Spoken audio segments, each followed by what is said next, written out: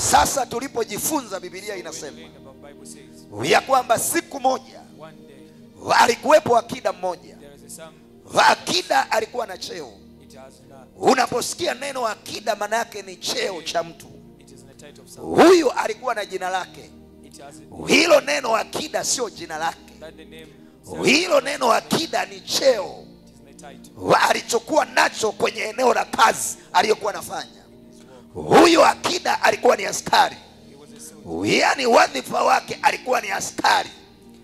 Kwa hiyo cheo chake kilifikia level ya uakida. Kwa hiyo uakida ni aina ya level ya cheo kwenye uaskari. Sasa Biblia inaeleza ya kwamba shetani akashambulia nyumba yake. Shetani haogopi cheo. Shetani haogopi mali ya mtu.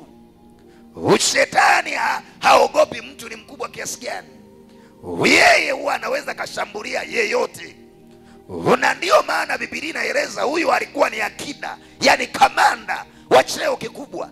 Lakini shetani akashambulia nyumba yake. Alipokuwa ameshambulia nyumba yake, hakushambulia tu. Shetani huwa hashambulii tu, anashambulia vitu vya muhimu. Kitu cha muhimu kwenye nyumba ya huyu akida alikuwa ni mtoto wa pekee.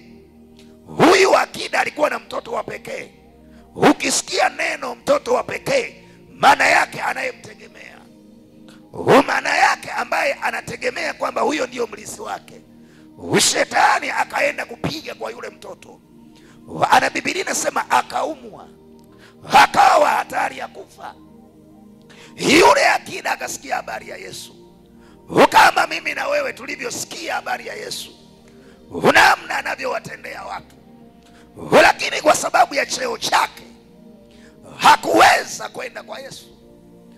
Na hata hapa tunapozungumza na wanaonisikia kwa redio, kuna watu kwa sababu ya vyeo vyao, kuna watu kwa sababu ya nafasi zao, hawana uwezo wa kusogea mahali Yesu anahubiriwa. Ndivyo ilivyokuwa kwa huyu akida. Hali ya mwanaye ilikuwa ni mbaya. Hali ya mwanaye inapitia kwenye mateso, na yule mwanaye yuko kwenye hatari ya kufa. Lakini cheo kilimnyima uhuru wa kuweza kutokea ambako Yesu anapatikana.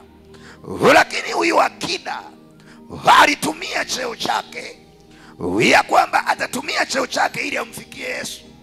Una uwezo wa kutumia cheo chako ukamfikia Yesu bila kujali umbali ulipo. Yule akida akatumia cheo chake hukumfikia Yesu mahali alipo. Biblia inasema hivi, akaita watu akawatuma. Kuna wengine nazungumza nao wako nyumbani, kwa sababu ya aina ya walivyo, kwa sababu ya heshima walionayo, wanahisi wanaokuja kanisani ni watu labda ambao wa aina fulani. Yani hiyo isikuzuie.